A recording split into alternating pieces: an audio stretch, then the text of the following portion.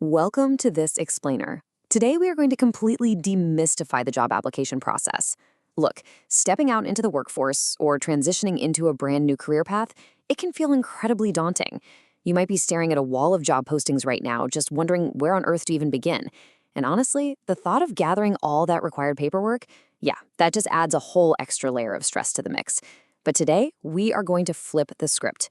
We are turning that overwhelming hurdle into an empowering mission to build your very own personal employment toolkit. I want you to think about the literal physical difference between walking into an interview clutching this crumpled, messy folder of random papers versus calmly handing over a sleek, perfectly organized portfolio. It's night and day, right? That physical readiness actually translates directly into mental confidence. So we're going to dive into a highly practical framework designed to get you organized, prepared, and totally ready to impress from day one. So let's start by activating our mindset and looking right in our own backyards. Local opportunities often value your community reputation and reliability just as much as they value formal degrees. Because of that, your local community is the absolute perfect proving ground. Think about the local employment, the TESDA training, or the community livelihood opportunities that you might already be tossing around in your head. Whether you're looking at formal employment in a local business, stepping into self-employment, or diving into hands-on skills-based work, every single one of these paths requires you to present yourself professionally. Ask yourself right now, seriously, what are the specific roles open in my community today? Is the local cooperative hiring? Are there apprenticeship programs nearby? Keeping a real-world tangible target in mind right from the very start is going to make everything we discuss next incredibly practical and immediately actionable for you. All right, here is our game plan for today's explainer. We're going to cover 1. The job application toolkit, 2. Essential application documents, 3. Drafting resumes and letters, 4. Evaluating document quality, 5. Building your portfolio plan, and finally, 6. Next steps for success. Let's jump right into Section 1, the job application toolkit, acknowledging your baseline skills. We are kicking things off by acknowledging a vital truth, and I really want you to hear this. You already possess valuable, real-life skills. Often applicants feel this massive sense of imposter syndrome, like they have absolutely nothing to offer if they haven't held some fancy corporate title. But listen, your experiences from family livelihood, community services, or informal jobs, those are massive, undeniable assets. You absolutely are not starting from scratch here. You just need to translate your lived experiences into formal workplace readiness. Think about it. Employers aren't just looking for people who have sat at a desk in an office for 10 years. No way. They want problem solvers. If you've managed a family livelihood project, well, you know budgeting and resource management. If you've helped organize a community event or a baranga fiesta, guess what? You know logistics and project management. The challenge isn't acquiring the skills, it's learning how to put those practical, hard-earned skills onto paper so a hiring manager can clearly see your undeniable value. Moving right along to Section 2, Essential Application Documents, inventorying your toolkit. When we get down to identifying the specific tools employers actually ask for, we are generally looking at 7 key documents. Now, keep in mind, not every single job will ask for all 7. That's exactly why we call it a toolkit. You pull out exactly what you need based on the situation. At the very core, you have number 1, your resume or biodata, and number 2, your application letter or cover letter. These are basically your personal sales pitches. Then, number 3, you need proof of identity with a valid ID. Number 4 and 5, depending on the role, you might need certificates or school records to verify your educational background. Number 6, specific training certificates, like from TESDA, are absolutely fantastic for proving targeted competence in a specific trade. And finally, number 7, many employers require clearances, such as a barangay or police clearance. Now, don't look at these as just bureaucratic red tape. They actually prove to an employer that you are a trustworthy, upstanding member of the community. Having all of these ready in advance entirely prevents that stressful, last-minute panic when a great opportunity suddenly pops up out of nowhere. Now, knowing the correct documents is just step 1. The ultimate goal here is to build a job application portfolio. What does that mean? It's a collected, organized plan of the common documents needed for a job application to demonstrate readiness and professionalism. Let me be clear. It is not just a messy stack of papers shoved into an old brown envelope that you found in a drawer. Keeping these documents in pristine condition helps you look highly prepared, organized, and professional. From a purely psychological standpoint, when you hand over a perfectly assembled portfolio, it silently communicates to the employer, I take this seriously, I respect your time, and I am fully 100% ready to work. It sets this incredible tone of competence before you even open your mouth to answer your first interview question. All right, on to Section 3, drafting resumes and letters, the mechanics of creation. This right here is where we turn blank pages into powerful career tools. Even if you are facing barriers right now, maybe you have limited access to the internet, a lack of printed forms, or you really need to update your personal records. Just the physical act of drafting your information on a piece of scratch paper is a massive leap forward. Drafting connects your personal information directly to local job postings and skills-based work. It is this crucial brain-to-paper-to-business pipeline where the magic really happens. Getting your thoughts down on paper essentially forces you to figure out exactly how your specific background solves a very real problem for a local business or a community project. And more importantly, clarifying your thoughts through drafting means you are way less likely to freeze up and forget your best talking points when you are finally sitting in that interview chair. So when you're finally putting pen to paper, I want you to focus specifically on organizing your basic personal information first. Just get your contact details, your work history, and your skills clearly laid out for a resume or biodata. Once that's done, tackle the application letter. And please don't worry about writing a novel here. Ignoring a short, crystal clear opening paragraph to grab an employer's attention is your primary goal. You just want to immediately state what position you're applying for and why your background makes you a strong fit.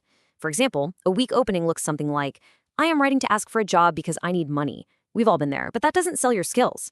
A strong, highly effective opening sounds more like, I am writing to apply for the logistics role, bringing 3 years of community organizing experience to help streamline your operations. See the difference? Keep it simple, highly direct, and purposefully focused on what you can do for them. Let's dive into Section 4, Evaluating Document Quality, Critical Analysis of Your Work. Okay, so drafting is just the beginning. Rigorous refining is where you actually win the job. Every single document you submit absolutely must be checked against 4 core pillars. Let's break them down. First up, completeness. Did you actually fill out every required field and include all the requested attachments? Second is neatness. Is the paper clean, unwrinkled, and formatted in a way that doesn't give the hiring manager a massive headache when they try to read it? Honesty is the third and honestly, arguably the most important pillar. Are all your claims about your skills and background 100% truthful? Because stretching the truth about your skills on paper usually backfires spectacularly on day one when you are actually asked to perform the task. And finally, relevance. Have you highlighted the experiences that actually matter for this specific job, rather than just listing everything you've ever done since elementary school? There is a stark, undeniable contrast between a crumpled, disorganized application and a highly effective one, and it immediately dictates how an employer perceives you. An ineffective approach, characterized by a disorganized design, unclear language, and incorrect or just straight-up missing information, screams carelessness to a hiring manager. It essentially says to them, I didn't care enough to double-check my work on this application, so I probably won't double-check my work on the job. You definitely don't want to send that message. On the flip side, an effective presentation featuring neat formatting, complete and accurate details, honest claims, and clear relevance to the specific job immediately signals responsibility. It shows deep, genuine respect for the employer's time, and it instantly elevates you above the majority of applicants who simply skip this critical evaluation step. And hey, here is a little secret for you. You don't have to evaluate your work entirely alone. Exchange your draft, give constructive feedback on clarity, relevance, accuracy, neatness, and professionalism. Exchanging your draft with a friend, a classmate, or a mentor is an absolute game changer. The simple truth is, our own human brains are biologically wired to ignore our own typos. You can literally read the exact same mistake 10 times and never see it. That is exactly why a fresh set of eyes isn't just a nice thing to have, it is an absolute necessity for crafting a perfect resume. They can catch those hidden spelling errors or point out that a skill you mentioned isn't entirely relevant to the job you want. Taking this constructive feedback and humbly revising your final output, that is the hallmark of a true professional. Almost there. Section 5, Building Your Portfolio Plan, Moving from Theory to Action. With our documents drafted and rigorously reviewed, we need a master plan to assemble the whole shebang. Here is the exact 5-step performance task you need to complete your simple job application portfolio plan. Step 1. Target a specific job or training opportunity. Step 2. Make a list of the required documents for that exact role. Step 3. Inventory the documents you already have available. Step 4. Clearly identify the documents you still need. This gap analysis is absolutely crucial because knowing exactly what you are missing prevents you from finding out you need a special clearance the day before your big interview. And finally, Step 5. Create one clear action plan for completing the documents. Breaking it down into these 5 methodical steps takes a process that feels overwhelming and bureaucratic and makes it entirely manageable. You can use a highly practical checklist, just like this, to physically tick off the boxes as you gather what you already have and map out what you still need. By listing the document, checking if you already have it or still need it, and writing down its purpose, you create a customized, personalized roadmap. For instance, if you check that you still need a bargain clearance, your action plan becomes incredibly simple and focused. Schedule a visit to the local hall this Tuesday. Boom, done. It completely takes the guesswork out of preparation and turns all that anxiety into a series of highly achievable microtasks. And we've arrived at Section 6, Next Steps for Success, Empowering Your Career Journey.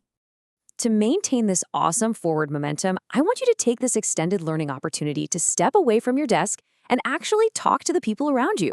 Interview a family member, a barangay official, or an employer to learn more about real-world document requirements.